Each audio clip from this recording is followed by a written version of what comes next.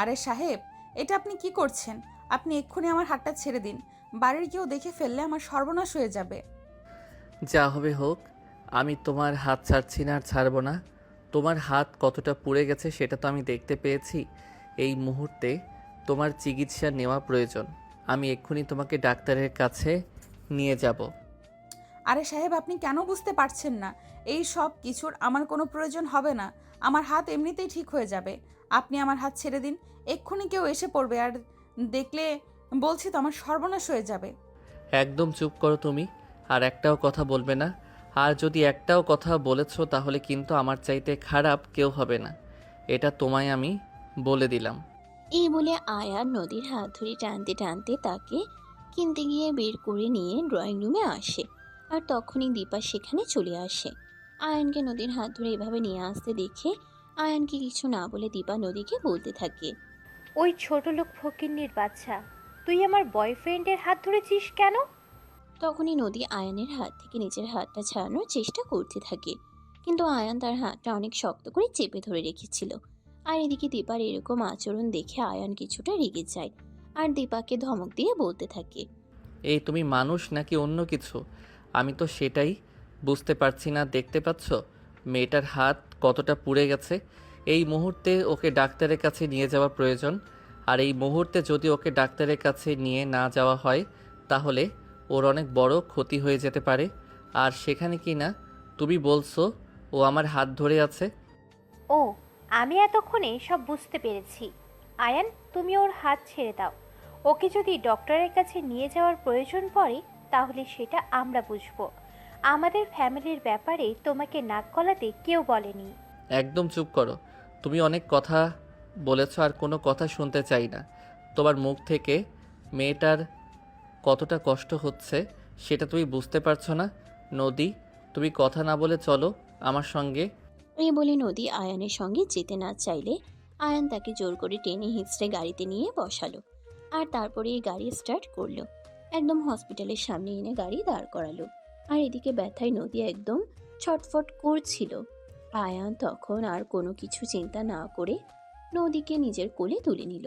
এটা দেখে নদী লাফ দিয়ে নেমে যেতে চাইছিল। তখনই আয়ান ধমক দিয়ে বলতে লাগলো। এই মেয়ে, কী সমস্যা তোমার? আমি তো সেটাই বুঝতে পারছি না। তুমি এভাবে এরকম ছটফট কেন করছো? হাতের কি অবস্থা হয়েছে সেটা তুমি দেখতে পাচ্ছ না? চুপচাপ থাকো। এই বলে আয়ান নদীকে নিয়ে হসপিটালের ভিতরে প্রবেশ করে। আর এই হসপিটালের ডক্টর ছিল আয়ানের বন্ধু।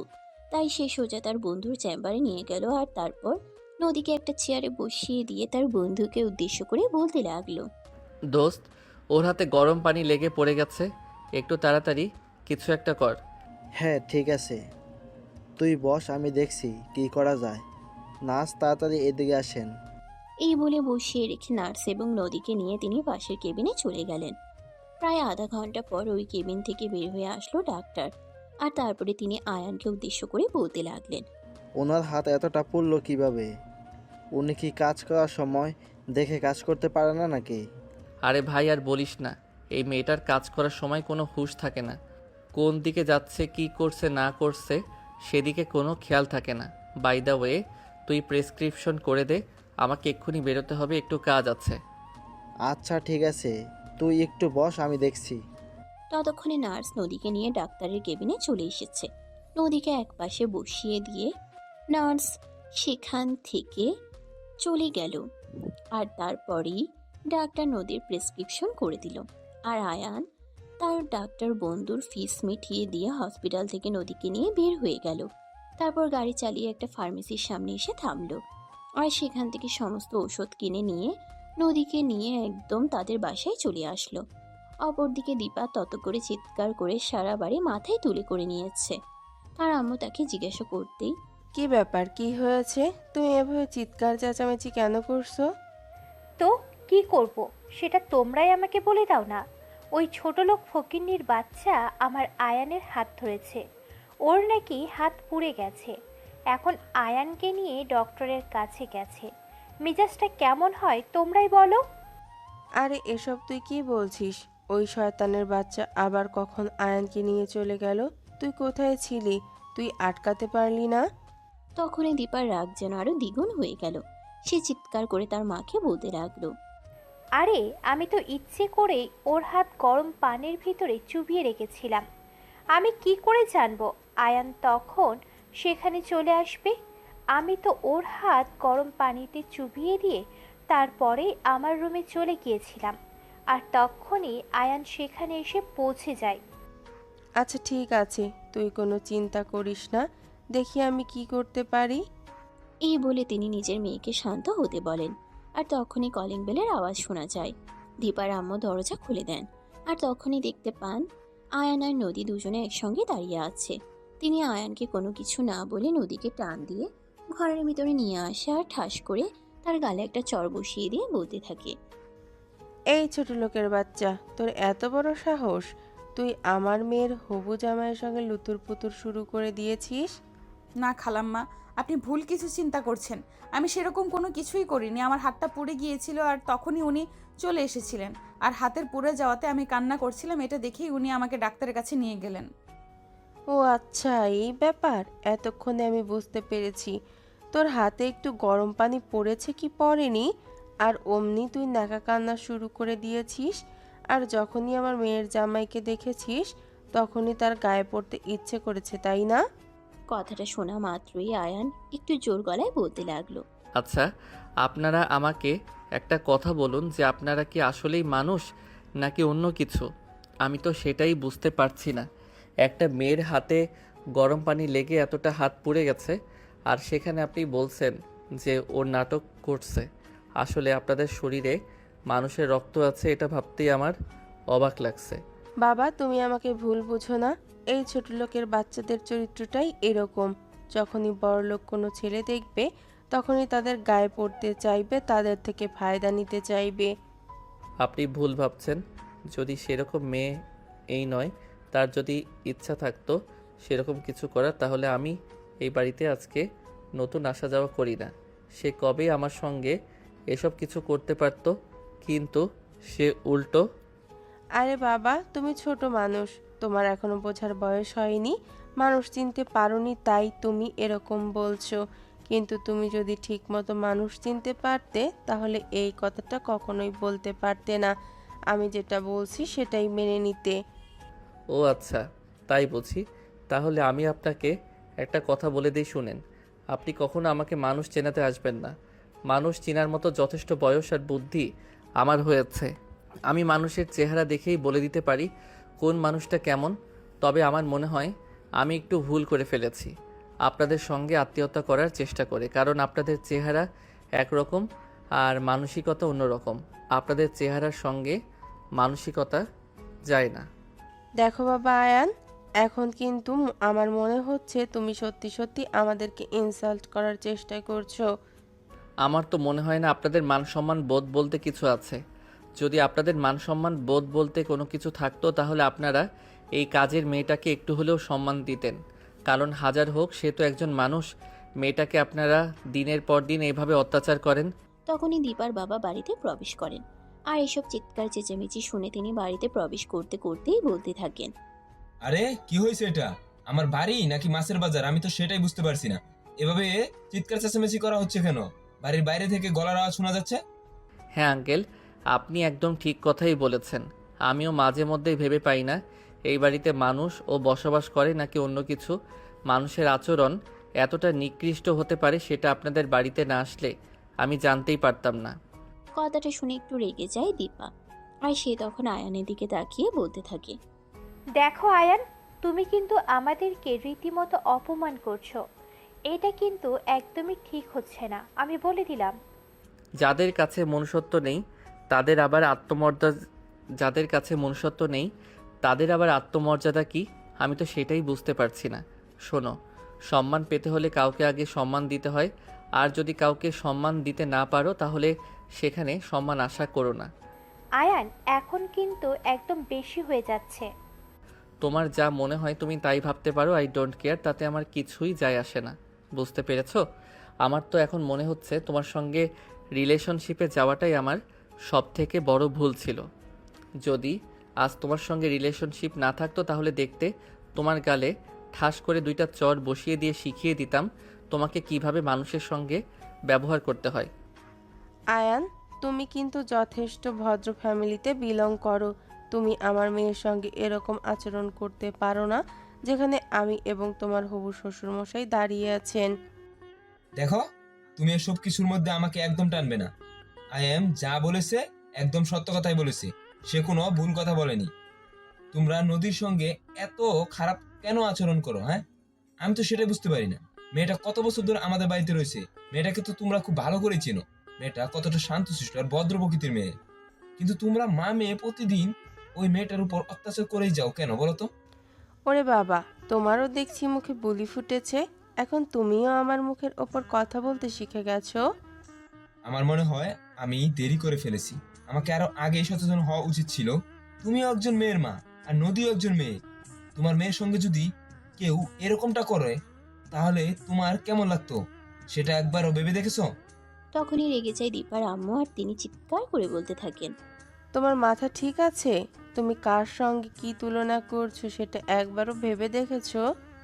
আমি চিন্তা ভাবনা না করে কোনো কিছুই করি না, শুধু যেটা করেছিলাম সেটাই আমার জীবনের কাল হয়ে দাঁড়িয়েছে, আর এটা হলো তোমাকে বিয়ে করা। আমার মাথা গরম করিও না, একদম বলে দিলাম। চুপচাপ যা হচ্ছে সব দেখে যাও। বিগত 22 বছর ধরে সবকিছু তো শুধু দেখেই আসছি, কখনো কি তোমার মুখের উপর কোনো উত্তর দিয়েছি? এবার মনে হয় আর চুপ থাকলে চলবে না, কারণ মানুষকে তোমরা মানুষ বলেই মনে করো না। ড্যাডি, এসব কি হচ্ছে? যেখানে আয়ান দাঁড়িয়ে আছে, আমার হবু হাজবেন্ড দাঁড়িয়ে আছে, সেখানে তুমি আমাদের মা মেয়েকে এইভাবে অপমান করতে পারো না। হো রিয়েলি? তাহলে তোমরা মা মেয়ে যে একটা মেয়ের উপর এত অত্যাচার করছো, দিনের পর দিন অপমান অসম্মান করছো, সেগুলোর বেলায় কোনো কিছুই না বুঝি? তুমি কার সাথে কার তুলনা করছো? চাকরানির সাথে রাজরানীর? এভাবেই কথা কাটাকাটি চলতে থাকে। মোটামুটি একটা ঝামেলা পাকিয়ে গেল। আর তখনই নদীর সবাইকে উদ্দেশ্য করে খড় চুড়ে বলতে লাগলো। আমি তোমাদের সবার কাছে অনুরোধ করছি, প্লিজ এই সব কিছু বন্ধ করো আমার জন্য। আর তোমরা নিজেদের মধ্যে ঝামেলা করো না। আমি চাই না আমার জন্য তোমাদের মধ্যে কোনো ঝামেলা হোক। তোমরা প্লিজ শান্ত হয়ে যাও। তখনই দীপা প্রচণ্ড পরিমাণে রেগে গিয়ে নদীর চুলের মুঠি ধরে বলতে থাকে। এই হারামজাদি, এখন নাটক শুরু করে দিয়েছিস, তাই না? এইসব কিছু তো শুধু তোর জন্যই হয়েছে। তুই যদি এত নাটক না করতি তাহলে তো এখানে এইসব কিছুই হতো না। আমার লাগছে, আমাকে প্লিজ ছেড়ে দিন, খুব ব্যথা পাচ্ছি। তোর লাগছে লাগুক, তাতে আমার কি? তুই যে আমার কলিজায় আঘাত করেছিস সেটা তুই একবারও ভাবতে পারছিস না? তুই আমার বয়ফ্রেন্ডের হাত ধরেছিস, আমার ভালোবাসার মানুষকে স্পর্শ করেছিস, যে আমার হবু স্বামী হতে চলেছে তাকে স্পর্শ করার স্পর্ধা দেখিয়েছিস। আমি যে এখনো তোকে খুন করিনি, এইটাই তোর 14 গোষ্ঠীর কপাল। ঠিক ওই মুহূর্তে আয়ান ঠাস করে দীপার গালে একটা চর বসিয়ে দিয়ে বলতে লাগলো। অনেক হয়েছে আর না, এবার এসব কিছু বন্ধ করো। আমার আর সহ্য হচ্ছে না এসব। তুমি কতটা ছোট মানসিকতা সেটা আজ প্রমাণ পেয়ে গেলাম। একটা মেয়ে যার হাত পুড়ে গেছে তাকে নিয়ে আমি ডক্টরের কাছে গেছি, আর এখন কিনা তুমি আমাকেও তার সঙ্গে জড়িয়ে দিচ্ছ। এত নিচু মানসিকতার তুমি! আরে আয়ান, তুমি আমাকে ভুল বুঝতেছো। আমি তোমাকে কোনো কিছু বলিনি, যা বলার এই ছোট লোকের বাচ্চাটাকে বলেছি। হ্যাঁ, এই ছোট লোকের বাচ্চাটার সঙ্গে আমাকে ধরিয়ে তুমি কথাটা বলছো। তুমি শুধু ওকে মিন করে বলনি, ও আমার সঙ্গে গিয়েছে মানে তুমি কথাটা আমাকেও বলেছো। তাছাড়া তুমি ওকেই যদি বলে থাকো তাহলে ওকেই বলবেই বা কেন? তুমি এই রাইট তোমাকে কে দিয়েছে? তখনই পাশ থেকে দীপার আম্মা আবারও আয়ানকে উদ্দেশ্য করে বলতে থাকে। দেখো বাবা, সত্যি তুমি ভুল কিছু করছো। এরকম করাটা কিন্তু একদমই তোমার উচিত হচ্ছে না। আগামী সপ্তাহে তোমাদের এঙ্গেজমেন্ট, তোমার মা বাবা আমেরিকা থেকে ফিরলেই। কিন্তু আমি খুবই দুঃখের সহিত এটা আপনাদের জানাচ্ছি যে আমাদের মনে হয় এই এঙ্গেজমেন্ট হবে না। আমি আমার আম্মু আব্বুকে না করে দেব। তখনই দীপার আম্মু ছুটে এসে আয়ানের হাত ধরে বলতে থাকে। আরে আয়ান বাবা, এসব তুমি কি বলছো? তোমার কি সত্যিই মাথা খারাপ হয়ে গেছে নাকি? তোমাদের এতদিনের রিলেশন, দুজন দুজনকে কতটা ভালোবাসো সেটা তো তোমরা খুব ভালো করেই জানো। হ্যাঁ, খুব ভালো করেই জানি। সেটা আপনার কাছ থেকে শুনতে হবে না, কারণ আপনার মেয়ে তো ব্ল্যাকমেইল করে আমাকে তার সঙ্গে রিলেশনে যেতে রাজি করিয়েছিল। তখনই দীপা বলতে থাকে। আয়ান, এসব তুমি কি বলছো? আমরা দুজন দুজনকে ভালোবাসি। আমাদের জীবনের অতীতে যাই কিছু হয়ে গেছে সব আমরা ভুলে গেছি। এখন শুধু আমরা দুজন দুজনার। তুমি ভুলে যেতে পারো, কিন্তু আমি ভুলে যাইনি তুমি আমাকে কতটা ব্ল্যাকমেইল করে তোমার সঙ্গে রিলেশনে যেতে রাজি করিয়েছো। সেটা আমার আজও স্পষ্ট মনে আছে। আয়ান, আমি যা করেছি সব কিছু তোমাকে ভালোবেসে করেছি। তোমাকে আমি অন্য কোনো মেয়ের সঙ্গে সহ্য করতে পারবো না, তাই এসব করেছি। কারণ তোমাকে আমি মন থেকে ভালোবাসি, সত্যি অনেক অনেক অনেক বেশি ভালোবাসি। তোমাকে ছাড়া আমি বেঁচে থাকতে পারবো না। তোমার সঙ্গে কোনো কথা বলার ইচ্ছে আমার নেই। আমি এই মুহূর্তে চলে যাচ্ছি। আর হ্যাঁ, আমার সঙ্গে কল কিংবা ট্যাক্সে যোগাযোগ করার চেষ্টা করবে না। বলে আয়ান আর কাউকে কোনো কথা বলার সুযোগ না দিয়ে বাড়ি থেকে বের হয়ে চলে গেল। আর এদিকে দীপা আর তার আম্মুর আগে ফুসফুস করতে লাগলো। এদিকে দীপা তখনই নদীর গালে চড় দিতে গেছিল। তখনই দীপার বাবা তার হাত ধরে ফেলে আর বলতে থাকে। দীপার বাবা তখন প্রচন্ড পরিমাণে রেগে গিয়ে দীপাকে ধমক দিয়ে বলতে থাকেন। দীপা, অনেক হয়েছে, আর নয়। তুমি আর কখনো ওদের সঙ্গে এভাবে খারাপ আচরণ করবে না। আর তোমার সঙ্গে যেটা হয়েছে সেটা শুধুমাত্র তোমার ব্যবহারের কারণেই হয়েছে। বাবা, চিৎকার করে কোনো লাভ নেই। আমি যা বলছি একদম সত্যি কথাই বলছি। বাবা, তুমি মনে হয় এটা ভুলে গেছো আমি তোমার নিজের মেয়ে হই। আর এই মেয়েটাকে তুমি একটা অনাথ আশ্রম থেকে নিয়ে এসেছিলে। Just set up. আমি কোথা থেকে নিয়ে এসেছি, কি করেছি না করেছি সবকিছু আমি খুব ভালো করে জানি। তোমার থেকে কোনো কিছু শুনতে চাই না। এই বলে দীপার বাবা দীপা এবং তার আম্মুকে অনেক জোরে একটা ধমক দেয়। তারপর সেখান থেকে চলে গেলেন। তখনই দীপা তার আম্মুকে বলতে লাগলো। আম্মু, এই ছোট লোকের বাচ্চাটাকে বাড়ি থেকে বের করে দিতে হবে। এই ছোট লোকের বাচ্চাটার জন্যই আমাদের বাড়িতে আজ এত অশান্তি লেগে গেল। হ্যাঁ, তুই একদম ঠিক কথাই বলেছিস। এই ছোট লোকের বাচ্চাটাকে আর বেশি দিন এই বাড়িতে রাখা যাবে না। আমাদের খাবে, আমাদের পড়বে, আবার আমাদের মাথায় ডিম ভাঙবে। এটা তো হতে পারে না। কথাগুলো শুনে নদীর একদম কান্না করতে থাকে। আর তখনই দীপার আম্মু ঠাস করে নদীর গালে একটা চড় বসিয়ে দিয়ে বলতে থাকে। দেখ, একদম আমার সঙ্গে নাটক করবি না। তোর এসব নাটক আমার ভালো লাগছে না। এখনই চুপচাপ আমার চোখের সামনে থেকে সরে যা, তা না হলে তোর মাথা ফাটিয়ে ফেলবো আমি। কেন করছো তোমরা আমার সঙ্গে এরকম? আমি কি ক্ষতি করেছি তোমাদের? আমি তো তোমাদের কোনো ক্ষতি করিনি। তাহলে আমার সঙ্গে এরকম করার কারণটা কি? দেখ, তুই নাটক করবি না। তুই কি করেছিস বুঝতে পারছিস না? তোর জন্য আজ আয়ান আমার মেয়ের সঙ্গে ঝামেলা করেছে, রাগ করে চলে গেছে। আয়ান কি বলে গেল তুই শুনতে পাসনি? আমার মেয়েকে কল দিতে, মেসেজ করতে নিষেধ করেছে। যদি তোর জন্য আয়ানের সঙ্গে আমার মেয়ের সম্পর্কটা নষ্ট হয়, তাহলে তোকে আমি খুন করে ফেলবো। এই বলে দীপার আম্মু দীপাকে নিয়ে সেখান থেকে চলে গেল। এদিকে নদী তখন কাঁদতে কাঁদতে নিজের রুমে চলে আসে। দরজা বন্ধ করে দিয়ে বিছানায় শুয়ে মুখে বালিশ গুজে কাঁদতে থাকে। কেননা তার সঙ্গে এরকমটা হতে হলো। কি দোষ করেছিল এই জীবনে? সেই ছোটবেলায় মা বাবাকে হারিয়েছে। কিছুদিন নানার বাড়িতে ছিল, তারপর আর নানার বাড়িতেও জায়গা হয়নি। মামা মামিরা তাকে একদম সহ্য করতে পারতো না, তাই তাকে এতিমখানায় দিয়ে দেয়। আর তারপরে সেখান থেকে নিয়ে আসে দীপার বাবা। দীপা তখন একদম ছোট ছিল। দীপার মা বাবা দুজনেই বাইরে চাকরি করত। আর সেই কারণে দীপাকে দেখাশোনা করা এবং তার পাশে থাকার জন্য একজন মানুষ খুবই প্রয়োজন ছিল। নদীর বয়স ছিল তখন মাত্র 7 বছর। অপরদিকে দীপার বাবার তখন টাকা পয়সা সেরকম একটা ছিল না, তাই তাদের বাড়িতে যদি টাকা ছাড়া একজন কাজের লোক রাখতে পারতো, তাহলে সেটাই তাদের জন্য অনেক বড় উপকার হয়ে যেত। আর সেই কারণেই নদীকে নিয়ে আসা। কিন্তু এই বাড়িতে আসার পর থেকে নদীকে প্রতিনিয়ত অপমান, অসম্মান, লাঞ্ছনা, গঞ্জনা সহ্য করতে হয়েছে। কিন্তু তারপরেও নদী এই বাড়িতেই রয়ে গেছে, কারণ পৃথিবীতে তার আর যাওয়ার মতো কোনো জায়গা নেই। এখানে তাকে থাকতে দিচ্ছে, খেতে দিচ্ছে, এটাই তার জন্য অনেক কিছু ছিল। আর এই জন্যই সে সবকিছু সহ্য করছে। নদী এখন যথেষ্ট বড় হয়েছে। দীপার বাবা বেশ কয়েকদিনই নদীর আম্মুর সঙ্গে দীপার বিয়ের ব্যাপারে কথা বলেন, কিন্তু দীপার মা সবসময়ই প্রচণ্ড পরিমাণ রেগে যেতেন আর দীপার বাবার সঙ্গে ঝামেলা করতেন। বিনা পয়সায় যদি বাড়িতে এরকম একটা কাজের লোক পাওয়া যায়, তাহলে তাকে ছেড়ে দিতে কে চাইবে? দীপার মাও তার বিপরীতে ছিলেন না।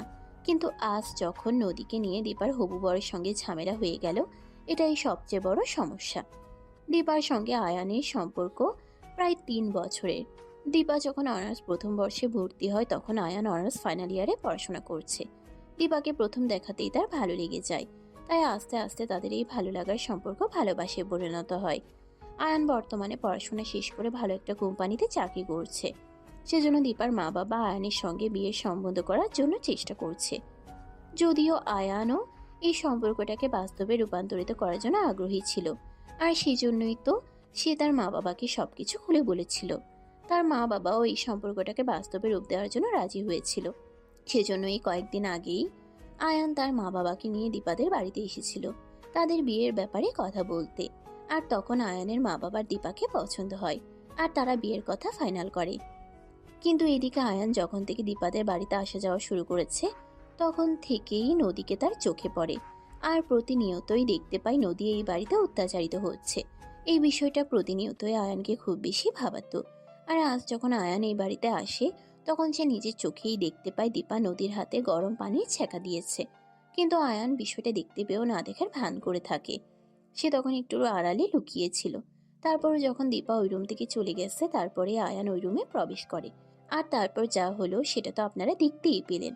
নদী কিন্তু যথেষ্ট ভালো একটা মেয়ে, সে কখনোই কারোর সঙ্গে গায়ে পড়ে কথা বলতে চায় না। তো ভিউয়ার্স, চলুন কথা না বাড়িয়ে মূল গল্পে ফিরে আসি, আর এখন বর্তমান সময়ে কি হয় সেটাই জেনে নেই। আয়ান বাড়িতে এসেই তার আম্মুর রুমে চলে যায়। তার আম্মু তখন নিজের রুমে বসে মোবাইলে ওনার বোনের সঙ্গে কথা বলছিল।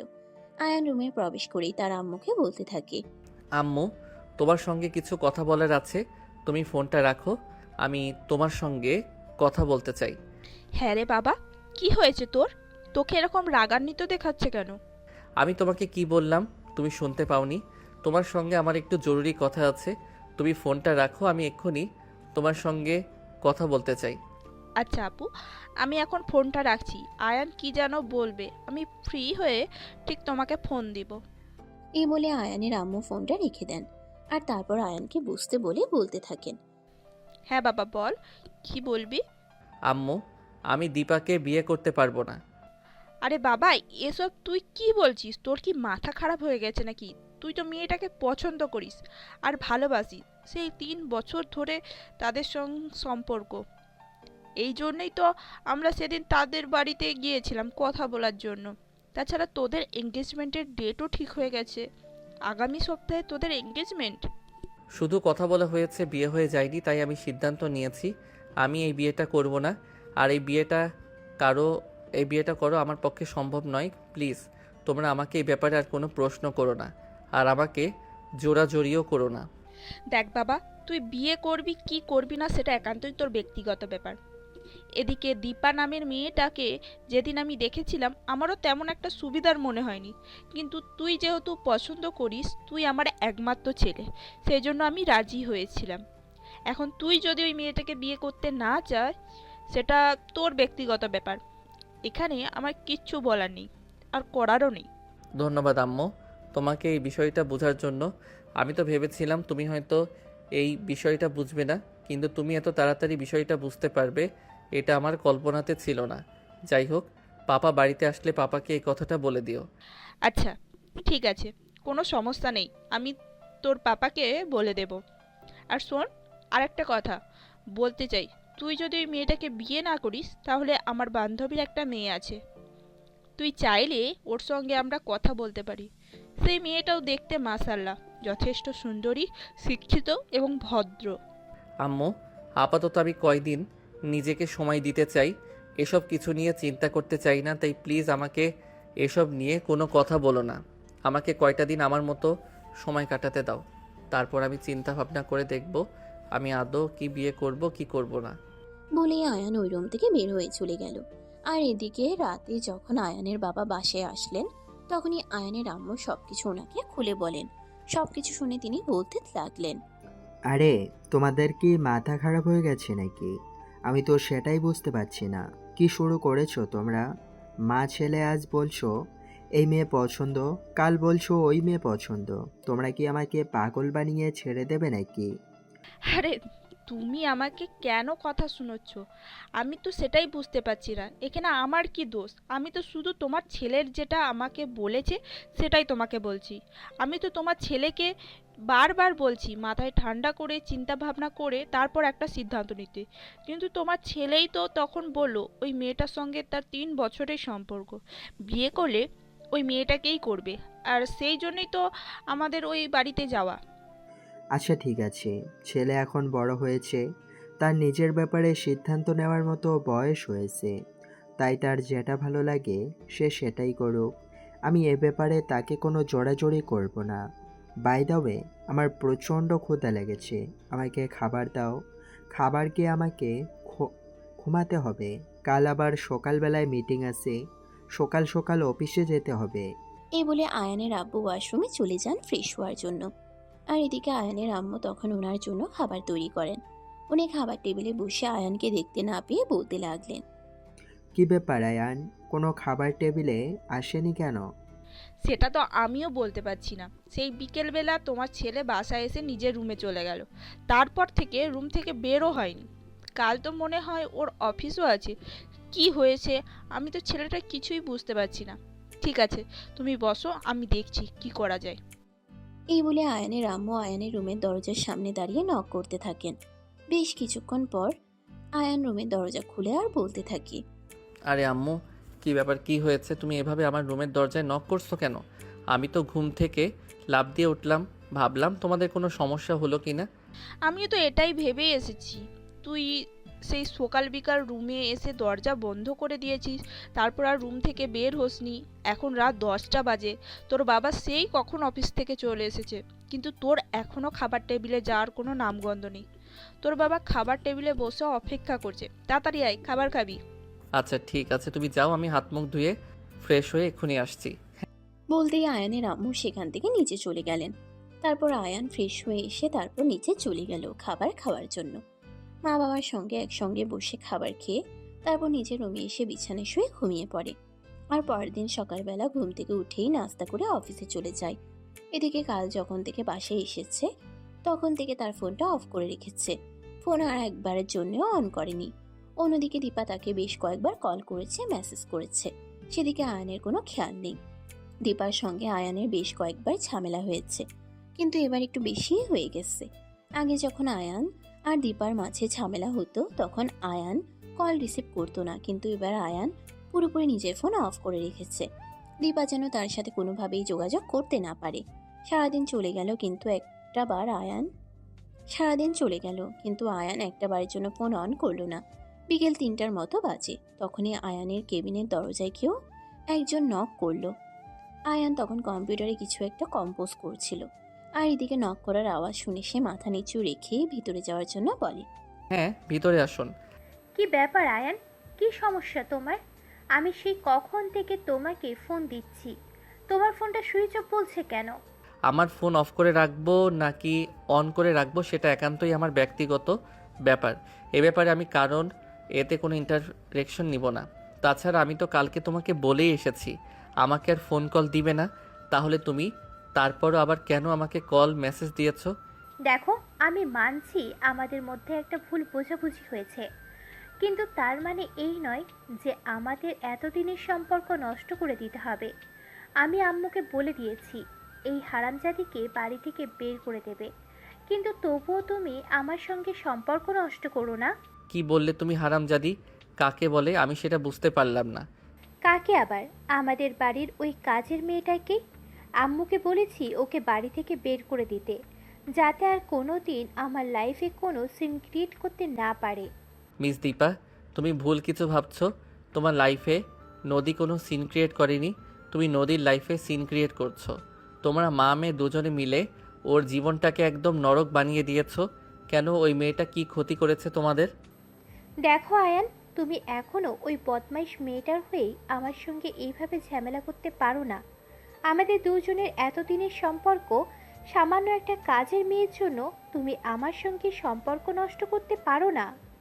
তুমি এত বেশি কথা বলো কেন? আমি কি তোমাকে একবারও বলেছি আমি নদীর জন্য তোমার সঙ্গে সম্পর্ক নষ্ট করছি? আমি তোমার জন্যই তোমার সঙ্গে সম্পর্ক নষ্ট করছি। আমি তোমাদের মা মেয়ের ব্যবহারের জন্য তোমার সঙ্গে সম্পর্ক নষ্ট করছি আমি জানি। তোমরা কোনোদিনও ভালো হতে পারবে না, কোনোদিনও নিজেদেরকে শুধরাতে পারবে না, তাই আমি এরকম সিদ্ধান্ত নিতে বাধ্য হয়েছি। প্লিজ আয়ান, তুমি আমার সঙ্গে এরকম করো না। তোমাকে আমি প্রচণ্ড ভালোবাসি। তোমাকে না পেলে আমি আমার জীবন শেষ করে দেব, বলে দিলাম। দেখো, আমাকে এভাবে ব্ল্যাকমেল করে কোনো লাভ হবে না। তুমি কি আমাকে আর 5টা সাধনার ছেলের মতো মনে করছো নাকি, যে তোমার সঙ্গে আমি ফিজিক্যাল রিলেশন পর্যন্ত চলে গেছি? এখন তোমাকে আমার বিয়ে করতেই হবে। আমাদের সম্পর্কটা কিন্তু ফিজিক্যাল রিলেশনের চাইতেও কোনো দিক থেকে কম নয়। আমরা 3 বছর ধরে একসঙ্গে আছি। তাকে মহাভারত অশুদ্ধ হয়ে যায়নি। তুমি প্লিজ আমাকে কোনো ফোর্স করো না। আমি তোমাকে বিয়ে করতে পারবো না। আমি আমার ফ্যামিলিকে স্পষ্টভাবে জানিয়ে দিয়েছি, তোমাকে আমি কখনোই বিয়ে করব না। দেখো, মানুষের জীবনে চলার পথে ভুল হতেই পারে, কিন্তু তার মানে এই নয় যে জীবন থেমে যাবে। তুমি দয়া করে আমার সঙ্গে এরকমটা করো না। আমি বেশ কয়েক মাস ধরে তোমাদের বাড়িতে যাওয়া আসা করছি, আর তখন থেকেই লক্ষ্য করছি, প্রথম ভেবেছি হয়তো কিছুদিন গেলে এমনি এমনি ঠিক হয়ে যাবে, কিন্তু আমি পরে দেখলাম তোমাদের চরিত্রটা এরকম। তোমরা মানুষকে মানুষ বলেই মনে করো না। আয়ান, তোমাকে আমি আরও একবার বলছি, তুমি বাহিরের একটা মেয়ের জন্য আমার সঙ্গে সম্পর্ক নষ্ট করতে পারো না। তুমি প্লিজ বিষয়টা বোঝার চেষ্টা করো। এতে আমার পরিবারের উপর দিয়ে বিশাল বড় একটা ঝড় যাবে। আর যদি আমি তোমাকে বিয়ে করি তাহলে সেই জ্বর সারা জীবন আমার পরিবারকে বয়ে বেড়াতে হবে, আর এটা আমি কখনোই হতে দেব না। তাই আই এম সরি, পারলে আমাকে ক্ষমা করে দিও, কিন্তু তোমার মতো মেয়ের সঙ্গে বিয়ে করা কিংবা সংসার করা কোনোটাই আমার পক্ষে সম্ভব নয়। আজকের পর থেকে ভুলে যেও, তোমার মতো মেয়ের সঙ্গে আমার কোনো সম্পর্ক না তো কোনোদিনও ছিল, আর না তো কোনোদিন হবে। তুমি এখন আসতে পারো। বলে আয়ান আবারও নিজের কাজে মনোযোগ দিল। আর এদিকে দিবা তখন আর কোনো কথা না বলে কান্না করতে করতে আয়ানের অফিস থেকে বের হয়ে বাইরে চলে আসে। সেখান থেকে সোজা বাসায়, আর বাসায় এসে ড্রয়িং রুমে বসে বসে কান্না করতে থাকে। তখনই তার আম্মু তার পাশে এসে বসে আর তার মাথায় হাত রেখে বলতে থাকে, কি রে মা, কি হয়েছে? তুই এভাবে কান্না করছিস কেন? তুই আয়ানের সঙ্গে দেখা করতে গিয়েছিলি, আয়ান তোর সঙ্গে কথা বলেনি? আম্মু, আয়ান আমার সঙ্গে কথা বলছে, কিন্তু সে আমাকে পরিষ্কার জানিয়ে দিয়েছে সে আমার সঙ্গে আর কোনো সম্পর্ক রাখবে না। সে আমার সঙ্গে কোনো সম্পর্ক রাখতে চায় না। আমি বুঝতে পারছি না আমি এখন কি করব, আর আমার কি করা উচিত। আমার মাথা একদম খারাপ হয়ে যাচ্ছে। আচ্ছা, তুই চিন্তা করিস না, মাথা ঠান্ডা কর। আমরা আনিস ফ্যামিলির সঙ্গে কথা বলার চেষ্টা করব, দেখি তারা কি বলে। তারা নিশ্চয়ই ছেলের এসব পাগলামোকে প্রশ্রয় দেবে না। দীপা তখন কোনো কথা না বলে নিজের রুমে চলে আসে। আর এদিকে তখনই দীপার আম্মু আয়ানের আম্মুর ফোন নাম্বারে ফোন দেয়। 2বার রিং হতে আয়ানের আম্মু কলটা রিসিভ করে, আর তখনই দীপার আম্মু বলতে শুরু করে, আসসালামু আলাইকুম আপা, কেমন আছেন? ভালো আর থাকতে পারলাম কই, ছেলে মেয়েগুলা যা শুরু করেছে তারপর কি আর ভালো থাকা যায় নাকি? দেখুন না আয়ান কী সব বলছে, আমি তো কিছুই বুঝতে পারছি না। আপনি একটু প্লিজ আয়ানের সঙ্গে কথা বলবেন? দেখুন, আমার মনে হয় না সেটা করে কোনো লাভ হবে, কারণ সে পরিষ্কার জানিয়ে দিয়েছে সে দীপার সঙ্গে কোনো সম্পর্ক রাখতে চায় না। এখন এখানে আমরা কি করতে পারি সেটাই বলুন। দেখুন, আপনারা তার গার্ডিয়ান ভাই, আপনাদেরকে কথাগুলো বলা। আপনারা চাইলে আপনাদের ছেলের সঙ্গে একটু কথা বলতে পারেন, তাহলেই তো সে এই ঝামেলাটা মিটিয়ে নেয়। এসব করে কোনো লাভ নেই। আমি আমার ছেলেকে খুব ভালো করেই চিনি। সে যখন কোনো একটা সিদ্ধান্ত নেয় তখন তাকে ওই সিদ্ধান্ত থেকে ফিরিয়ে আনার ক্ষমতা কারণ নেই। তাই আমাকে এসব কথা বলে কোনো লাভ হবে না। তার মানে আপনারা আপনাদের ছেলের এই অন্যায়কে প্রশ্রয় দিচ্ছেন, তাই তো? দেখুন, আমার কোনো কিছুতেই প্রশ্রয় দিচ্ছি না। আমরা শুধু আমাদের ছেলের সিদ্ধান্তকে গুরুত্ব দিচ্ছি। দেখুন, ছেলেরা এখন যথেষ্ট বয়স হয়েছে এবং সে যথেষ্ট বড় হয়েছে, তাই সে নিজের ব্যাপারে নিজেই সিদ্ধান্ত নিতে পারে। তাই আমরা তাকে তার ব্যাপারে সিদ্ধান্ত নেওয়ার জন্য ছেড়ে দিয়েছি। এটা কিন্তু আপনারা অন্যায় করছেন। দেখুন, ছেলে মেয়েরা ভুল করতেই পারে, কিন্তু তার মানে এই নয় যে তার ওই ভুলটাকে ধরে সারা জীবন বেঁচে থাকবে। আপনার মেয়ের সঙ্গে বিয়ের কথা হয়েছে, বিয়ে তো হয়ে যায়নি। আমার ছেলে যখন ওই সিদ্ধান্ত থেকে পিছিয়ে আসতে চাইছে তখন আমার কি করতে পারি বলুন? যদি এমনটা হতো আমার ছেলে সম্পর্কের নামে আপনার মেয়ের সঙ্গে বাজে কাজ করেছে, তাহলে আপনারা আমাকে এভাবে কথা বলতে পারতেন। কিন্তু এখন আমাদেরকে এভাবে কথা বলার কোনো রাইট আপনাদের নেই। তার মানে আপনি কি বোঝাতে চাইছেন সেটা একটু সরাসরি বললে ভালো হতো। সহজ ও বিশুদ্ধ বাংলা ভাষায় বলতে গেলে আপনার মেয়ের সঙ্গে আমার ছেলের কোনো সম্পর্ক রাখতেই চাই না, আর কিছুই না। আমি ফোনটা রাখছি, আমার অনেক কাজ পড়ে আছে, আপনার সঙ্গে কথা বলার মতন সময় আমার নেই। এই বলে আয়ানের আম্মু ফোনটা কেটে দেয়। আর এদিকে দীপার আম্মু আয়ানের আম্মুর এই কথা শুনে প্রচণ্ড পরিমাণে রেগে যায়। আর তখনই নিজের রুম থেকে বের হয়ে নদীর রুমে চলে গেলেন। নদী তখন বিছানায় শুয়ে শুয়ে কান্না করছিল। আর সারাদিন ওই এক কাজ, যখন সময় পাবে তখনই কান্না করবে। আর ওই মুহূর্তেই দীপার আম্মু ওই রুমে প্রবেশ করে। কোনো কথা না বলে সোজা নদীর চুলের মুঠি ধরে বলতে থাকে, ওই হারামজাদি, তুই এই মুহূর্তে আমার বাড়ি থেকে বের হয়ে যাবে।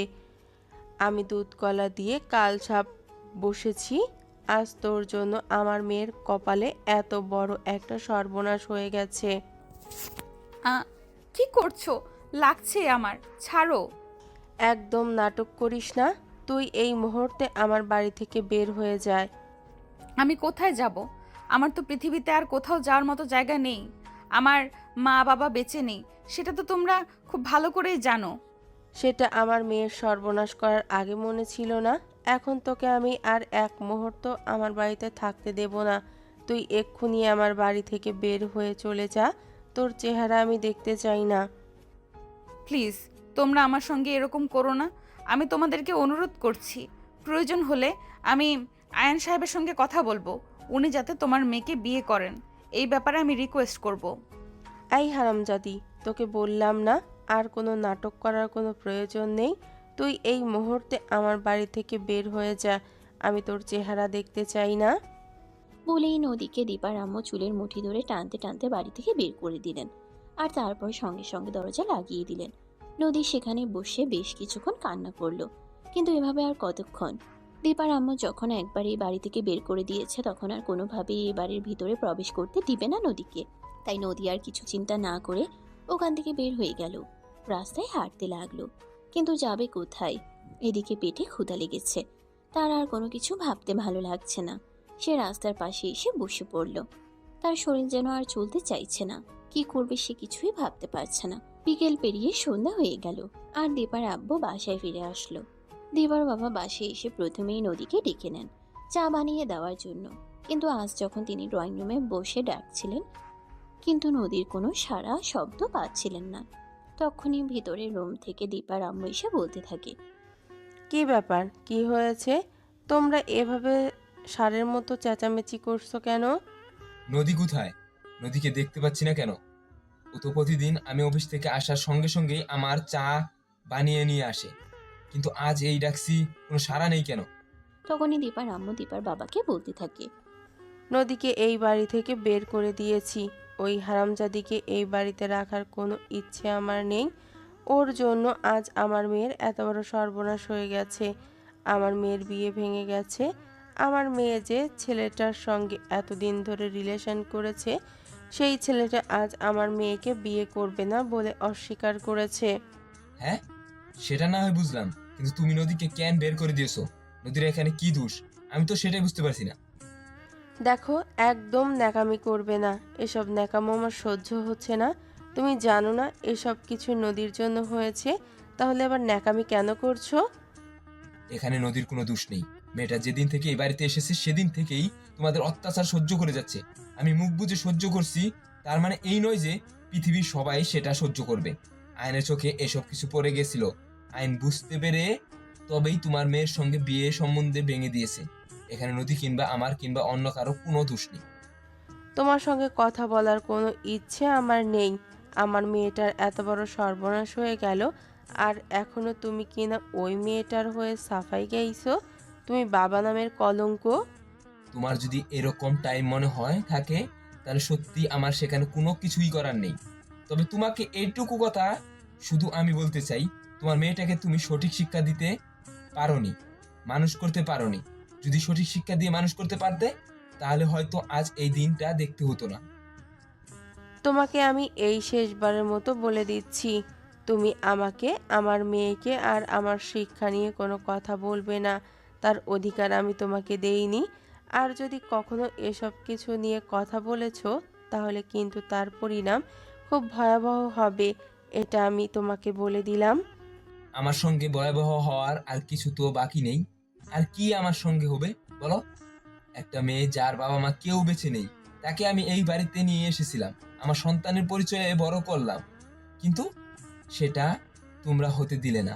মেয়েটাকে তোমরা আমাদের হাতের মেয়েটাকে তোমরা তোমাদের হাতের পুতুল বানিয়ে রাখলে। তারপরও আমি সবকিছু মেনে নিলাম, কিন্তু আজ যেটা তোমরা করছো সেটা একদমই ক্ষমার অযোগ্য অপরাধ। আজকের অপরাধের জন্য তোমাদের কোনো ক্ষমা নেই। জানি না মেয়েটা এখন কোথায় আছে আর কেমন আছে। সে যেখানেই থাকুক না কেন, তাকে নিয়ে তোমার চিন্তা করার কোনো প্রয়োজন নেই। তবে একটা কথা তোমাকে স্পষ্টভাবে জানিয়ে দিয়েছি, ওই মেয়ে আর কোনো জায়গা হবে না এই বাড়িতে। যদি এই মেয়ে কোনো দিন এই বাড়িতে ফিরে আসে, তাহলে ওই দিন হবে ওই মেয়ের জন্য শেষ দিন। এই বলে দীপার মা নিজের রুমে চলে গেলেন। আর এদিকে দীপার বাবা তখন চা না খেয়ে ক্লান্ত শরীরে ড্রয়িং রুমে বেশ কিছুক্ষণ বসে রয়েছেন। আর তারপর নিজের রুমে গিয়ে খাওয়া দাওয়া না করেই বিছানায় শুয়ে ঘুমিয়ে পড়েন। এদিকে রাত 10টা বাজে। দীপা আবারও আয়ানের নাম্বারে ফোন করেছে, কিন্তু আয়ানের নাম্বার তখনও সুইচ অফ বলছে। কয়েকবার কল দেওয়ার পর যখন কল হচ্ছিল না, তাই দীপা ফোন রেখে বিছানায় শুয়ে পড়ে। অপরদিকে নদী রাস্তার পাশে ল্যাম্পপোস্টের নিচে বসে আছে আর কান্না করছে। এদিকে আয়ান তখন অফিস থেকে বের হয়ে বাসার দিকে যাচ্ছিল। আজ অফিসে একটু জরুরি কাজ থাকায় দেরি হয়ে গেছে। বাইক চালিয়ে যাচ্ছিল, হঠাৎ দেখতে পায় রাস্তার পাশে ল্যাম্পপোস্টের নিচে একটা মেয়ে বসে বসে কান্না করছে। যদিও আয়ানের সেভাবে মেয়েদের সঙ্গে গায়ে পড়ে কথা বলার কোনো অভ্যাস নেই, কিন্তু তারপরেও সে বাইকটা দাঁড় করালো। তারপর আস্তে আস্তে মেয়েটার সামনে গিয়ে দাঁড়ালো আর বলতে লাগলো, এই যে হ্যালো, এক্সকিউজ মি, কে আপনি? আর এভাবে এত রাতে রাস্তার পাশে বসে আছেন কেন? তখনই নদী মাথা তুলে তাকায় আর আয়ানের দিকে তাকাতেই আয়ান বলতে থাকে। আরে নদী, কি ব্যাপার, কি হয়েছে তোমার? তুমি এখানে কেন? তখনই নদী কান্না করতে করতে বলতে থাকে, প্লিজ সাহেব, আমি আপনার দুইটা পায়ে পড়ি, আপনি দীপার জীবনে ফিরে যান। দীপা আপনাকে সত্যিই অনেক বেশি ভালোবাসে, সে আপনাকে কখনোই হারাতে চায় না। প্লিজ আপনি তার জীবনে ফিরে যান। আমি কোনো দিন দীপার জীবনে ফিরে যাব না। আমি যখন একটা সিদ্ধান্ত নেই, তখন সেটা চিন্তাভাবনা করে তারপরেই নেই।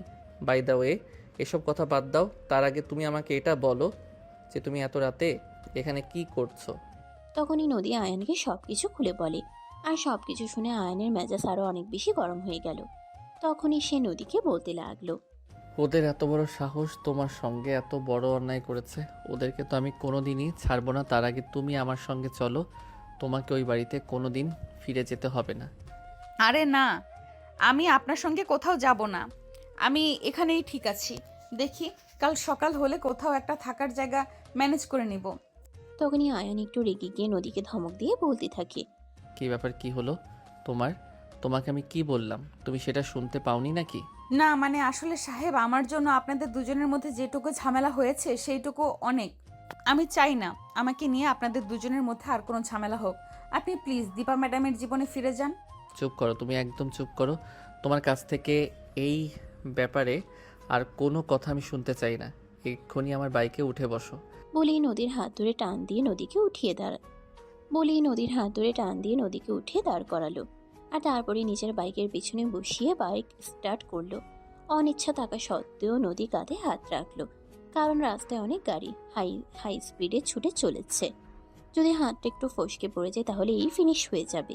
20 মিনিটের মধ্যে আয়ান বাড়িতে এসে পৌঁছানোর দরজার সামনে দাঁড়িয়ে কলিং বেল চাপ দিতেই তার আম্মু এসে দরজা খুলে দিল। তখনই আয়ান তার আম্মুকে উদ্দেশ্য করে বলতে লাগলো, আম্মু, তোমাদেরকে না জানিয়ে আমি একটা কাজ করে ফেলেছি। আমি জানি না আমি কাজটা ঠিক করেছি নাকি ভুল করেছি, কিন্তু এটাই আমার কাছে সঠিক মনে হয়েছিল। হ্যাঁ, সেটা না হয় বুঝলাম, কিন্তু কি করেছি সেটা তো বলবি। ততক্ষণ নদী আয়ানের পিছনে দাঁড়িয়েছিল। তখন একটু সরে গিয়ে নদীকে সামনে দাঁড় করিয়ে তারপর তার আম্মুকে বলতে থাকে, আম্মু, এই হলো নদী, যার জন্য এত সব ঝামেলা হয়েছে। ওকে দীপা এবং দীপার মা বাড়ি দেখে বের করে দিয়েছে। রাস্তার পাশে বসে কান্না করছিল। আমি অফিস থেকে আসার সময় দেখলাম, আর তাই আমার সঙ্গে নিয়ে এসেছি। তখনই আয়নের আম্মু নদীকে টান দিয়ে নিজের বুকের সঙ্গে জড়িয়ে নিলেন আর বেশ কিছুক্ষণ জড়িয়ে ধরে রাখার পর বলতে লাগলেন, এই লক্ষ্মীমন্তর মেয়েটা যদি আমার বাড়ির বউ হয় তাহলে আমার ঘরটা আলোয় আলোকিত হয়ে যাবে। কি মা, হবে তো তুমি আমার ছেলের বউ? তখনই নদীকে নিজেকে আয়নের আম্মুর বাহুবন্ধন থেকে ছাড়িয়ে নিয়ে বলতে থাকে, আরে আন্টি, এসব আপনি কি বলছেন? আপনার মাথা ঠিক আছে তো? নদী আম্মুর মাথা একদম ঠিক আছে। আমিও মনে মনে এটাই ভাবছিলাম। আম্মু তুমি আজকেই আব্বুর সঙ্গে এ ব্যাপারে কথা বলবে।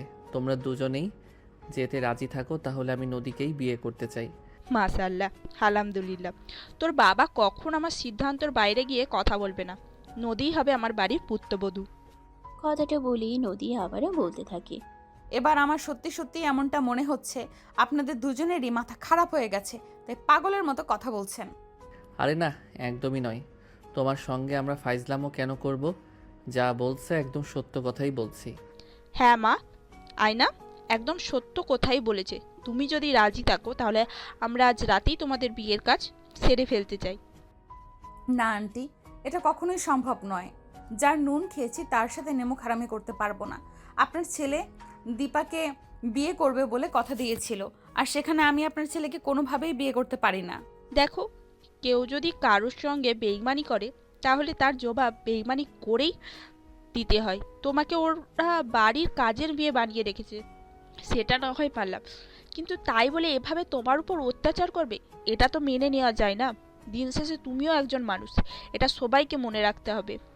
হ্যাঁ, একদমই তাই। আম্মু তুমি বাবার সঙ্গে কথা বলো এবং আজ রাতেই বিয়ের ব্যবস্থা করো। আমি আজ আর রাতেই নদীকে আমার বউ বানাবো। আপনারা দুজনই পাগল হয়ে গেছেন। আমি এখানে আর এক মুহূর্তও থাকবো না। আমি এক্ষুনি এখান থেকে চলে যাচ্ছি। আপনাদের সঙ্গে থেকে আমিও পাগল হতে চাই না। তখনই হঠাৎ করে দীপার বাবা পিছন থেকে নদীকে উদ্দেশ্য করে বলতে থাকে, তোকে কোথাও যেতে হবে না রে মা, আমি চলে এসেছি। আমি আজ এখানে নিজে দাঁড়িয়ে থেকে আয়নের সঙ্গে তোর বিয়ে দিব। আর এইসব তুমি কি বলছো? তোমার মাথা খারাপ হয়ে গেছে নাকি? তোমার মেয়ের সঙ্গে যেখানে আয়নের বিয়ে ঠিক হওয়ার কথা ছিল, আর সেখানে আয়ন সাহেবকে বিয়ে করব আমি? হ্যাঁ, একদমই তাই। আমি আজ এখানে দাঁড়িয়ে থেকে তোর সঙ্গে আয়ানের বিয়ে দেব, আর সেটা আটকানোর ক্ষমতা কারণ নেই। ও আমার মেয়ে হতে পারে না, কারণ ওকে আমি প্রপার শিক্ষা দিতে পারিনি। যাকে আমি শিক্ষা দিতে পারিনি তাকে আমি কোনোদিনও আমার মেয়ে হিসেবে মেনে নেব না। প্লিজ, তোমরা সবাই বোঝার চেষ্টা করো। আমি এরকম করতে পারবো না। আমাকে তোমরা সবাই ক্ষমা করে দাও। তখনই দীপার বাবা নদীর হাত দুটো ধরে বলতে থাকে, তুই আমার বাড়িতে যেদিন থেকে এসেছিস সেদিন থেকেই তুই আমাকে বাবা বলে ডাকতি। আর সেই বাবার অধিকার দেখে আমি তোকে একটা অনুরোধ করতে চাই। তুই আয়নকে বিয়ে করে তোর জীবনকেও একটু সুখী হওয়ার প্রয়োজন আছে। হ্যাঁ, আমি এটা খুব ভালো করেই জানি। আমার জীবনে একটু সুখ খুব প্রয়োজন, কিন্তু আমি কারো মনে কষ্ট দিয়ে সুখী হতে চাই না। তাছাড়া কোনো মানুষ কখনো কারো মনে কষ্ট দিয়ে সুখী হতে পারে না। তাই প্লিজ তোমরা দুজনেই আমাকে ক্ষমা করে দাও। এসব আমার কোনো প্রয়োজন নেই। নদী, তুই এখনো অতটা বড় হয়ে যাসনি যে আমার মুখের উপর কথা বলার সাহস তোর হয়ে গেছে। আমি তোকে আদেশ করছি তুই আয়নকে বিয়ে করবি, এবং আজকেই। কিন্তু আর কোনো কিন্তু নয়। নদী যেখানে দীপার বাবা নিজে দাঁড়িয়ে থেকে তোমাকে আয়নার সঙ্গে বিয়ে দিতে চান, সেখানে তুমি আর নানা বলো না। এ বলে আয়ানের আম্মু নদীকে নিজের রুমে নিয়ে গেলেন। আর এদিকে তারপরেই তিনি আয়ানের বাবার সঙ্গে সবকিছু খুলে বলেন। আয়ানের বাবা নদীর বাঁ পাশে সেদিন রাতে দাঁড়িয়ে থেকে আয়ন এবং নদীর বিয়ের কাজ সম্পন্ন করলেন। এদিকে রাত আনুমানিক 1:30টার মতো বাজে। নদীকে আয়নের আম্মু নিজের রুমে নিয়ে গেছেন, আর তারপর আলমারি থেকে একটা শাড়ি আর কিছু গহনা বের করে সেগুলো নদীর হাতে তুলে দিয়ে বলতে লাগলেন, এই নাও বৌমা, এটা আমার বিয়ের শাড়ি। তোমাদের বিয়েটা হঠাৎ করেই হয়ে গেছে, সেই জন্য তোমাকে দিতে পারিনি। তবে তুমি আমার একমাত্র ছেলের বউ, তোমাকে আমি সব কিছু দেব। তবে আজ তোমার জীবনের প্রথম রাত। আজ আমার ছেলে তোমাকে নতুন রূপে পাবে, তাই তুমি এই শাড়ি আর গয়নাগুলি পরে আমার ছেলের ঘরে যাও। কিন্তু আম্মু, এগুলো তো আপনার। মেয়েদের শাড়ি আর গহনা ভাগ কখনো কাউকে দিতে হয় না। আমি কাউকে দিচ্ছি না, এটা যার প্রাপ্য তাকে দিচ্ছি, কারণ আমার একমাত্র সন্তান আর তুমি আমার একমাত্র পুত্রবধূ। আমি যখন না থাকবো তখন তো এসব কিছু তোমারই থাকবে, তাই আমি আগে থেকেই তোমার হাতে এসবের দায়িত্ব বুঝিয়ে দিলাম। কথাটা শুনেই নদীর 2 চোখ দিয়ে 2 ফোঁটা নোনা জল গড়িয়ে পড়ল। আর তখনই আয়নের আম্মু নদীর চোখ মুছে দিয়ে বলতে লাগলেন, দেখো, বোকা মেয়ের কাণ্ড। এভাবে কান্না করছো কেন? এভাবে একদম কান্না করবে না, তোমাকে কান্না করলে মানায় না। তোমার কষ্টের দিন শেষ, এখন তোমার সুখের দিন এসেছে। এখন তুমি অনেক সুখী হবে। আম্মু, এত সুখ আমার কপালে সইবে তো? জন্মের পর মা বাবাকে দেখতে পাইনি। মায়ের ভালোবাসা সারা জীবন অভাব বোধ করেছি।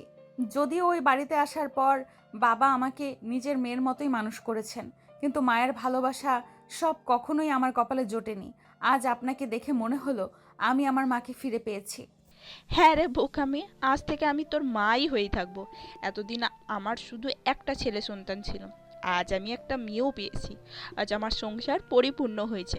এখন যা, এগুলো পরে তৈরি হয়নি, আমার ছেলে তোর জন্য অপেক্ষা করছে। এই বলে আয়নের আম্মু নিজের হাতেই নদীকে তৈরি করে দিলেন। আর তারপর নদীকে আয়নের রুম পর্যন্ত পৌঁছে দিয়ে বলতে লাগলেন, যা, দুজন নতুন সংসার শুরু কর। তোদের জন্য অনেক শুভকামনা রইল। তোরা দুজন অনেক অনেক ভালো থাকিস। আম্মু, তোমরা শুধু আমাদের দুজনের জন্য দোয়া করো, দেখো অনেক ভালো থাকবো। অতপর আয়ানের আম্মু সেখান থেকে চলে গেল। আর আয়ান রুমের দরজাটা বন্ধ করে নদীকে বিছানায় এনে বসালো। আর তারপর নদীর হাত দুটো ধরে বলতে লাগলো, তোমার কষ্টের দিন শেষ, তোমাকে আমি আর কোনো কষ্ট পেতে দিব না। এখন থেকে তোমার সুখের দিন শুরু হবে।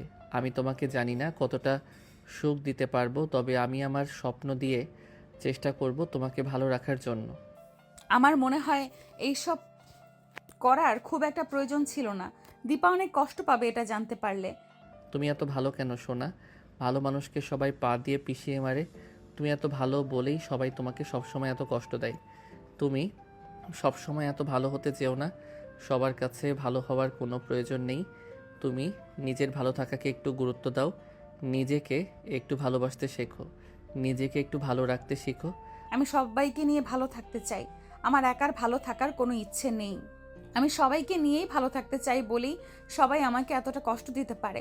তা না হলে কেউ আমাকে এত কষ্ট দেওয়ার সুযোগটুকু পর্যন্ত পেত না। আজ থেকে আর তোমার সবাইকে নিয়ে চিন্তা করতে হবে না। আজ থেকে শুধু তুমি আমার আর আমি তোমার, এইটুকুতেই সীমাবদ্ধ থাকলে চলবে। আর আমার আব্বু আম্মু যথেষ্ট ভালো মানুষ, তুমি তাদের সঙ্গে মেলামেশা করলেই বুঝতে পারবে। সেটা আমি একদিনেই বুঝতে পেরেছি। আব্বু আম্মু যেভাবে আমাকে কাছে টেনে নিয়েছেন, যেভাবে আমাকে তাদের আপনজন বানিয়ে নিয়েছেন, এটা আর কেউ এত সহজে করতে পারবে না। নদী, আজ আমাদের জীবনে প্রথম রাত। আজকে সারা রাত এভাবে গল্প করে কাটিয়ে দেবে। আমাকে একটু ভালোবাসা পেতে দিবে না? বলতেই নদীর মুখটা লজ্জায় লাল হয়ে গেল। সে নিজের দুই হাত দিয়ে নিজের মুখটা দেখিয়ে নেওয়ার বৃথা চেষ্টা করতে লাগলো।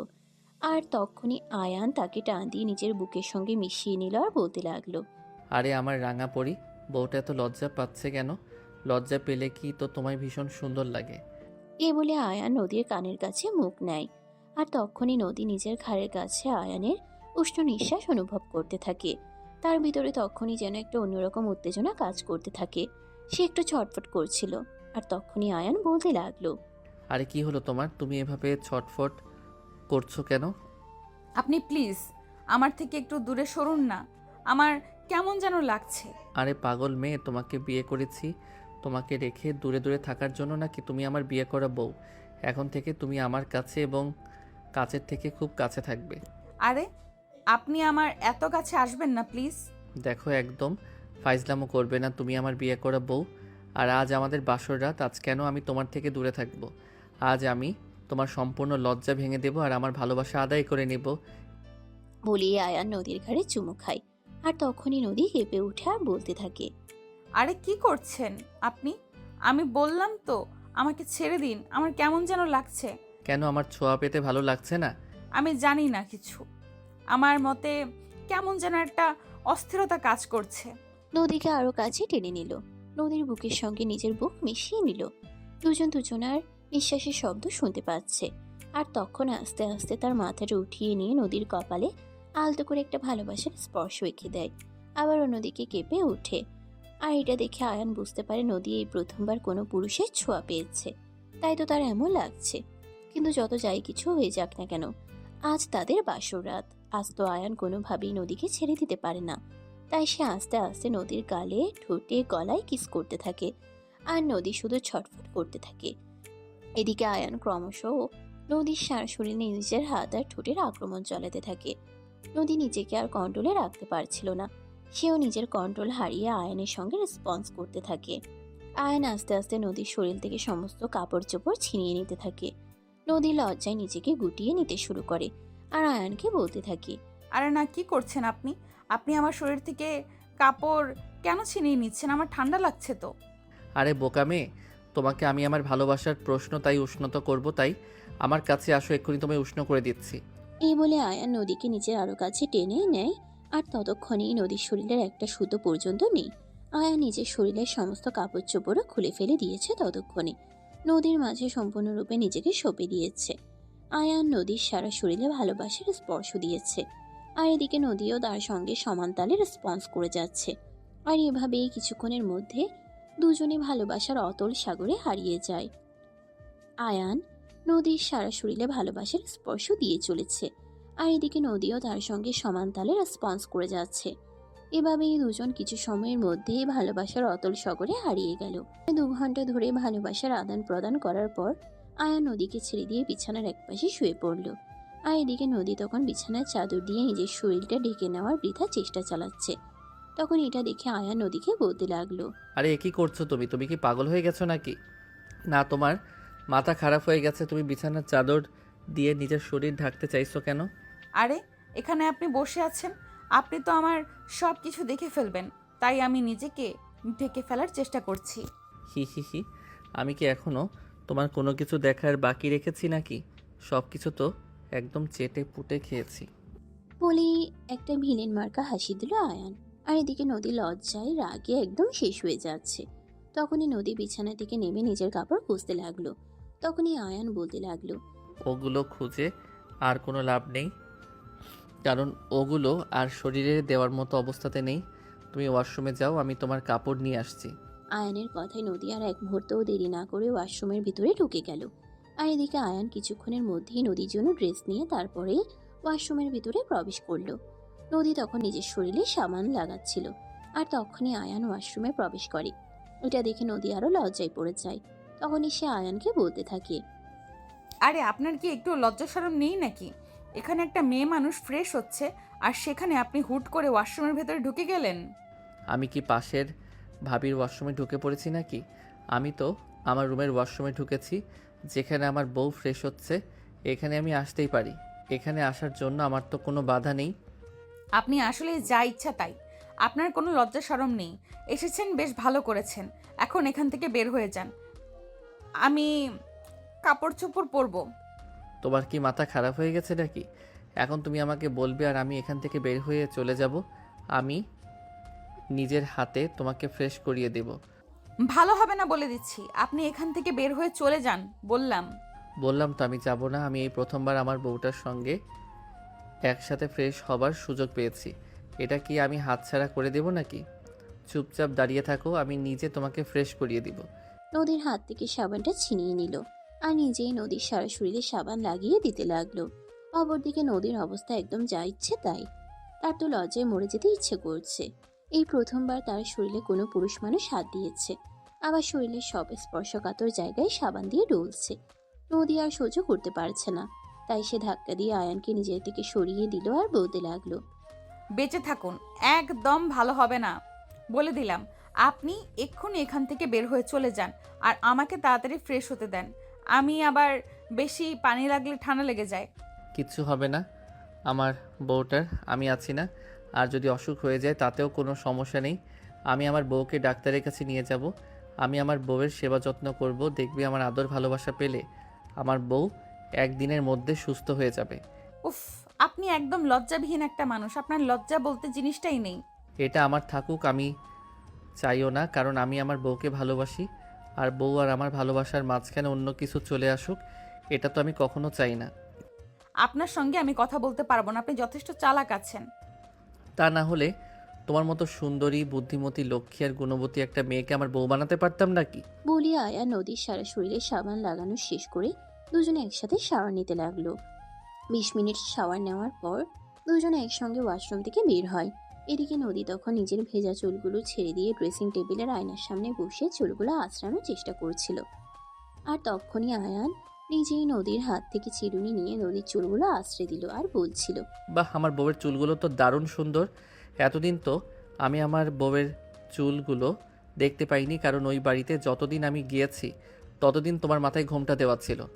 আচ্ছা, তোমার কি একবারও মনে হচ্ছে না তুমি ভুল কিছু করছো? দেখো নদী, তুমি ওই সব কিছু টেনে এনে কথা বলো, এটা আমি চাই না। যা হওয়ার তা হয়ে গেছে, এখন তুমি আমার বিয়ে করা বউ আর আমি তোমার স্বামী। আমাদের মাঝখানে কোনো থার্ড পার্সনকে টেনে আনবে না। যে চলে যাওয়ার সে চলে গেছে, তাকে আমি আমার জীবনে আর কোনো জায়গা দেব না। আচ্ছা ঠিক আছে, চলো এখন ঘুমাতে হবে। কাল তো আবার সকাল সকাল ঘুম থেকে উঠতে হবে, কারণ শ্বশুরবাড়িতে আজকে আমার প্রথম দিন। হ্যাঁ, তো কি হয়েছে, তোমাকে সকাল সকাল ঘুম থেকে উঠতে হবে কেন? বারে, কাল শ্বশুরবাড়িতে আমার প্রথম দিন, আমি সকাল সকাল ঘুম থেকে উঠে সবার জন্য নাস্তা বানাবো না? বেশ ভালো করেছো আগে ভাগে আমাকে কথাটা বলে। আমি যদি তোমাকে সকাল 10টার আগে ঘুম থেকে উঠতে দেখেছি, তাহলে কিন্তু আমার চাইতে খারাপ কেউ হবে না। আমার বাড়িতে কাজের লোকের কোনো অভাব নেই, সবাই নিজেদের কাজগুলো করে নিবে। তুমি আমার বিয়ে করা বউ, এই বাড়িতে তুমি রাজরানীর মতো থাকবে, বুঝতে পেরেছো? আরে আপনার মাথা খারাপ হয়ে গেছে? আমি কাজ করা ছাড়া থাকতে পারি না। কাজ ছাড়া থাকলে আমার একদম ভালো লাগে না, আমার হাত পা ব্যথা করে। বাদ দিন এইসব কথা, এখন ঘুমাতে চলুন, ঘুমাবেন, অনেক রাত হয়ে গেছে। এই বলে নদী আয়ানকে নিয়ে বিছানায় চলে আসে আর তারপর দুজনে একসঙ্গে শুয়ে ঘুমিয়ে পড়ে। পরের দিন সকালবেলা 7টার দিকে নদী ঘুম থেকে ওঠে আর তারপরেই কিচেনে চলে যায়। কাজের মেয়েটা সবেমাত্র ঘুম থেকে উঠে কিচেনে এসেছে, তখনই নদী তাকে দেখে বলতে লাগলো, এই শোনো, এখন থেকে আর সকালে তোমাকে নাস্তা বানাতে হবে না। তুমি শুধু কোথায় কি আছে না আছে সেই সব কিছু আমাকে দেখিয়ে দাও। আমি এবারের বউ, আমারও তো একটা দায়িত্ব আছে, তাই নয় কি? এখন থেকে প্রতিদিন সকালবেলা ঘুম থেকে উঠে আমি সবার জন্য নাস্তা বানাবো। কিন্তু ভাবি, খালাম্মা দেখলে আমারে বকবে। কোনো চিন্তা নেই, তোমাকে কিছু বলবে না।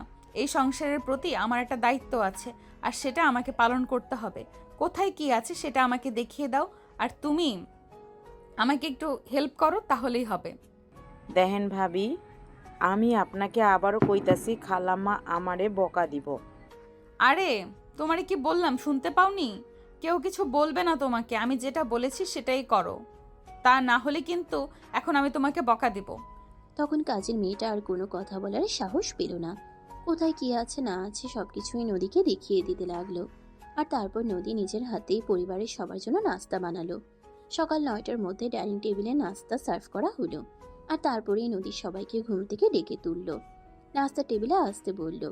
আয়নের আম্মু নাস্তা টেবিলে এসেই পুরো টেবিল ভর্তি নাস্তার আইটেম দেখে ভীষণ রকম অবাক হয়ে যান আর কাজের মেয়েটাকে ডেকে বলতে থাকেন, কিরে জবা, এত কিছুর আয়োজন কেন করেছিস? তুই তো জানিস সকালবেলা আমরা এত খাবার খাই না। খালাম্মা আমারে কইয়া কোনো লাভ নাই। আমি ভাবারে কইছিলাম, কিন্তু ভাবি আমার কথা শুনে নাই। মানে তোর কি মাথা খারাপ হয়ে গেছে নাকি? তুই বৌমাকে দিয়ে রান্না করিয়েছিস, তোকে এত বড় সাহস কে দিয়েছে? খালাম্মা, আমার কোনো দোষ নাই। আমি ভাবিরে 100 বার না করছি, কিন্তু ভাবি আমার কোনো কথা শুনে নাই। আপনার বিশ্বাস না হলে আপনি ভাবিরে জিগাইতে পারেন। তখনই পাশ থেকে নদী বলতে থাকে, হ্যাঁ আম্মু, জবা একদম ঠিক কথাই বলেছে। আমি ওরে কাজ করতে দেইনি, আমি এবারের বউ, আমার তো একটা দায়িত্ব আছে, তাই নয় কি? তাছাড়া কাজ ছাড়া থাকতে আমার একদমই ভালো লাগে না। কাজ না করলে আমার হাত পা ব্যথা করে, তাই আমি সকালবেলা ঘুম থেকে উঠে সবার জন্য নাস্তা বানিয়ে নিয়েছি। আচ্ছা, খাবারগুলো খেয়ে বলুন না কেমন হয়েছে। তখনই আয়ানের আম্মু নদীর দিকে তাকিয়ে একটু রাগী কণ্ঠে বলতে লাগলো, আচ্ছা বৌমা, আমি এটাই বুঝতে পারছি না, তুমি কাল এই বাড়িতে এসেছো আর এখনই নিজেকে কি ভাবতে শুরু করে দিয়েছো? হ্যাঁ, যে নিজেই নিজের সমস্ত সিদ্ধান্ত নিতে শুরু করে দিয়েছো।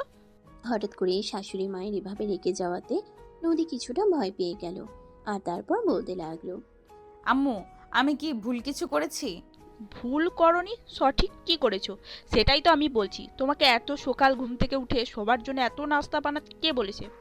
আমার বাড়িতে কাজের লোক কি অভাব আছে? তাছাড়া আমি তো আছি, যতদিন আমি বেঁচে আছি ততদিন তোমাকে কেন এত কষ্ট করতে হবে? তোমাকে এই আমি শেষবারের মতো বলে দিচ্ছি, আমি যদি কোনো দিন বিকেল সকালবেলা ঘুম থেকে উঠে তোমাকে কিচেনে কাজ করতে দেখি, তাহলে কিন্তু আমার চাইতে খারাপ কেউ হবে না। কিন্তু আম্মু, আমি বাড়ির বউ। হ্যাঁ বৌমা, সেটা ঠিক আছে, কিন্তু তোমার দায়িত্ব নেওয়ার দিন পেরিয়ে যায়নি। সামনে আসছে, তখন নিতে পারবে। এখনও তো দায়িত্ব নেওয়ার কোনো প্রয়োজন নেই। এখন তোমাদের এই লাইফটাকে এনজয় করো। কিন্তু বাবা, আর কোনো কিন্তু নয় মা। তোমার শাশুড়ি মায়ের মুখের উপর কথা বলার সাহস আমারও নেই। তাই আমি আশা করব তুমি তোমার শাশুড়ি মায়ের ইচ্ছার বিরুদ্ধে গিয়ে কখনোই কোনো কিছু করবে না। আচ্ছা ঠিক আছে, আমি দুঃখিত, আর কখনো এমন হবে না। আচ্ছা ঠিক আছে, আমার ছেলে কথায়, আমার ছেলেকে নিয়ে এসে আমাদের সঙ্গে বসো, সবাই একসঙ্গে নাস্তা করব। আচ্ছা ঠিক আছে আম্মু, আপনারা শুরু করুন, আমি আপনার ছেলেকে এক্ষুনি ডেকে নিয়ে আসছি। বলেই নদী এখান থেকে শুধু নিজের রুমে চলে গেল। রুমে গিয়ে দেখতে পায় আয়ান তখনও ঘুমাচ্ছিল। আয়ানকে ঘুম থেকে ডেকে দিল, আর তারপর দুজনেই একসঙ্গে নাস্তার টেবিলে আসে। আয়ানও নাস্তার টেবিলে এসে একদম অবাক হয়ে যায় এত রকমের নাস্তা দেখে। আয়ান তখন তার আম্মুকে বলতে থাকে, কি ব্যাপার আম্মু, আমাকে তো কোনোদিন এত রকমের নাস্তা বানিয়ে খাওয়াওনি, আজ তোমার বৌমা এসেছে বলে এত প্রকার নাস্তা বানিয়েছো। তখনই আয়ানের আম্মু আয়ানকে বলতে থাকে, বাবা, আমি কিছুই করিনি, ঘুম থেকে উঠে থেকে বৌমাই সব কিছু আয়োজন করেছে। কি বললে? এই তোমাকে না আমি কাল রাতেই না করেছি এই বাড়িতে তুমি কোনো কাজ করবে না, এই বাড়িতে তুমি রাজরানীর মতো থাকবে, সারা বাড়িতে তোমার রাজত্ব চলবে। তাহলে তুমি কেন সকালবেলা ঘুম থেকে উঠে এসব কাজ করতে গেছো? আরে বাবা, বললাম তো আমি দুঃখিত, আর এমন করব না। আমাকে এত কথা কেন শোনাচ্ছ? আমি সেটাই বুঝতে পারছি না। আচ্ছা ঠিক আছে, এই তোমাকে শেষবারের মতন ক্ষমা করে দিয়েছি, আর কখনো এমন করবে না, এটা যেন মনে থাকে। এখন বস, সবাই একসঙ্গে নাস্তা করি। নদী তখন আর কোনো কথা না বাড়িয়ে আয়ানের পাশের চেয়ারটাই বসে পড়ল, আর সবাই মিলে একসঙ্গে নাস্তা খেতে লাগলো। তখনই হঠাৎ করে আয়ানের আম্মু বলতে থাকে, দেখাবো মা, তোমার কাছে একটা জিনিস চাইবো। আম্মু, আপনি এইভাবে কেন বলছেন? আমার যদি দেওয়ার সামর্থ্য থাকে তাহলে আমি অবশ্যই দেওয়ার চেষ্টা করব। আপনি বলুন আমাকে। একটা নাতি নাতনি চাই আমাদের।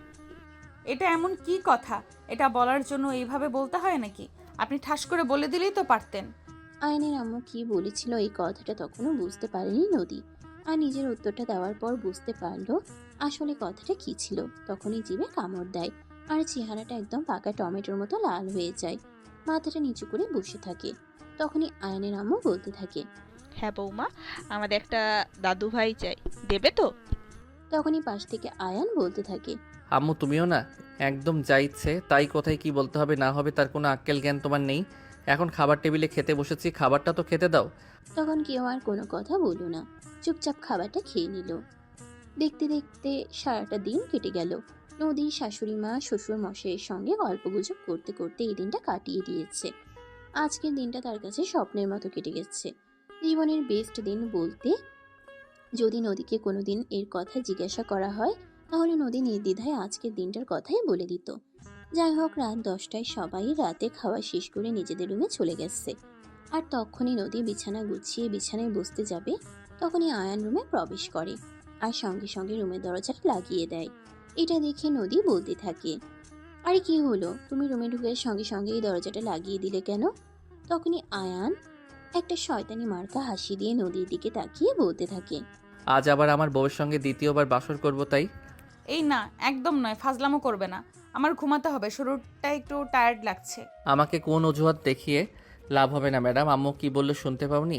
তাদের একটা দাদু ভাই চাই, আর সেটার জন্য আমাকে একটু টি-20 খেলতেই হবে। বললাম তো হবে না। আমি তো বললাম হবে। বলে আয়া নদীর দিকে এগোতে থাকে, আর নদীর পিছনের দিকে পা বাড়াতে শুরু করে। কিন্তু যাবে আর কোথায়, শেষমেশ পেট দেয়ালে ঠেকে গেল, আর আয়ানের হাতে নিজেকে সমর্পণ করে দিতে হলো। আয়ান আজ আবারও নদীকে নিজের ভালোবাসার উষ্ণতায় উষ্ণিত করতে থাকে, আর দুজন দুজনের ভালোবাসার গভীরতায় হারিয়ে যেতে থাকে। এভাবেই শুরু হয় তাদের দুষ্টু মিষ্টি একটা প্রেমের গল্প। সুপ্রিয় ভিউয়ার্স, আমাদের আজকের গল্পটা এই পর্যন্তই ছিল। আপনাদের কাছে কেমন লেগেছে ছোট্ট একটা কমেন্টে জানাবেন। ভালো লাগলে লাইক, কমেন্ট অ্যান্ড শেয়ার করে পাশেই থাকবেন। এতক্ষণ সাথে থাকার জন্য সবাইকে ধন্যবাদ। সবাই ভালো থাকবেন, সুস্থ থাকবেন। আবার দেখা হবে নতুন কোনো এক ভালোবাসার গল্পে। সে পর্যন্ত সবাই অপেক্ষায় থাকুন। আল্লাহ হাফেজ। সমাপ্ত।